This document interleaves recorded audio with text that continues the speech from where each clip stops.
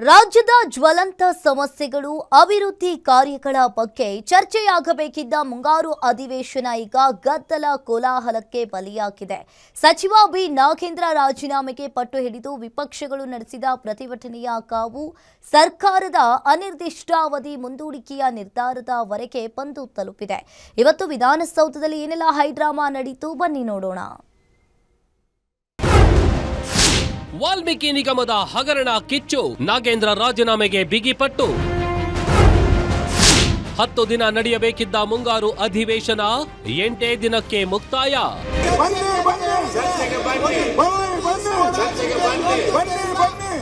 August 13ರಿಂದ ಆರಂಭವಾಗಿ August 27ರವರೆಗೆ ಸುದೀರ್ಘವಾಗಿ ನಡೆಯಬೇಕಿದ್ದ ಉಭಯ ಸದನಗಳ ಕಲಾಪ ಕೇವಲ ಗದ್ದಲ ಗಲಾಟೆ ನಡುವೆ 8 ದಿನಕ್ಕೆ ಮುಕ್ತಾಯವಾಗಿದೆ.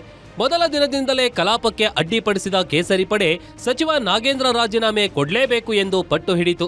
ಸದನದ ಬಾವಿಗಿಳಿದು ಧರಣಿ ನಡೆಸಿದ ವಿಪಕ್ಷಗಳ ನಡೆಗೆ ಆಡಳಿತಾರೂಢ ಕೈಪಡೆ ಡೋಂಟ್ ಕೇರ್ ಎನ್ನುವುದರ ಮೂಲಕ ತಿರುಗೇಟು ನೀಡಿದೆ.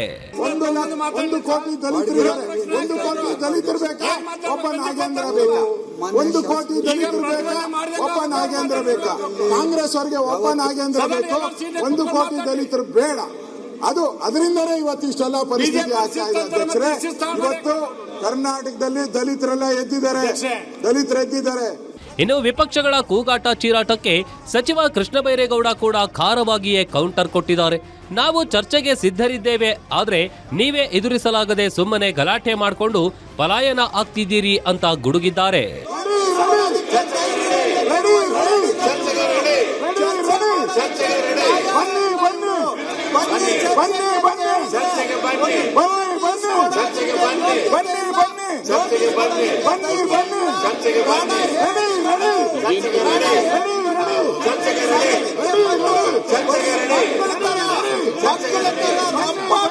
ಬಿಜೆಪಿ ನಾಯಕರ ಗದ್ದಲಕ್ಕೆ ಕೆರಳಿದ ಸಚಿವ ಶಿವಲಿಂಗೇಗೌಡ ತೀವ್ರ ವಾಗ್ದಾಳಿ ಮಾಡಿದ್ರು.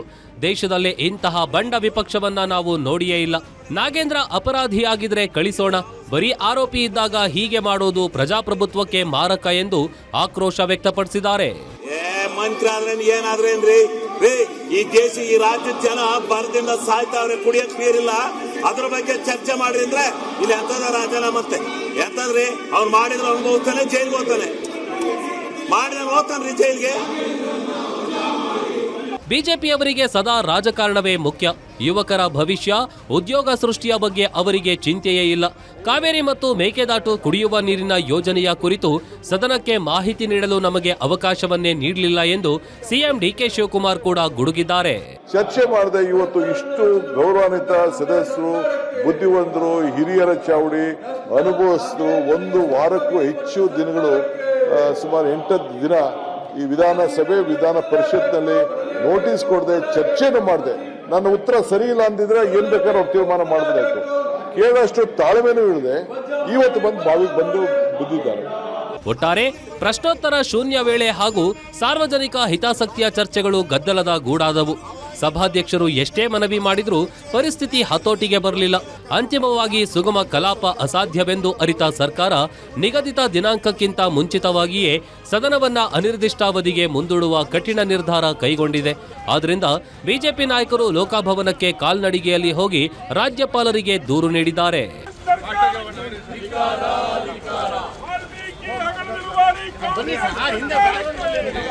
ಒಟ್ನಲ್ಲಿ ಜನಸಾಮಾನ್ಯರ ಧ್ವನಿಯಾಗಬೇಕಿದ್ದ ಅಧಿವೇಶನ ರಾಜಕೀಯ ಕೆಸರೆರಚಾಟಕ್ಕೆ ಬಲಿಯಾಗಿದೆ. ಸರ್ಕಾರದ ಈ ಅನಿರ್ದಿಷ್ಟಾವಧಿ ಮುಂದೂಡಿಕೆ ನಿರ್ಧಾರ ಹಾಗೂ ವಿಪಕ್ಷಗಳ ಹೋರಾಟದ ನಡೆ ಮುಂದಿನ ದಿನಗಳಲ್ಲಿ ಯಾವ ಹಂತ ತಲುಪಲಿದೆ ಎಂಬುದನ್ನು ಕಾದು ನೋಡಬೇಕಿದೆ. ವೀರೇಶ್ ದಾನಿ, political bureau, guarantee news, Bengaluru.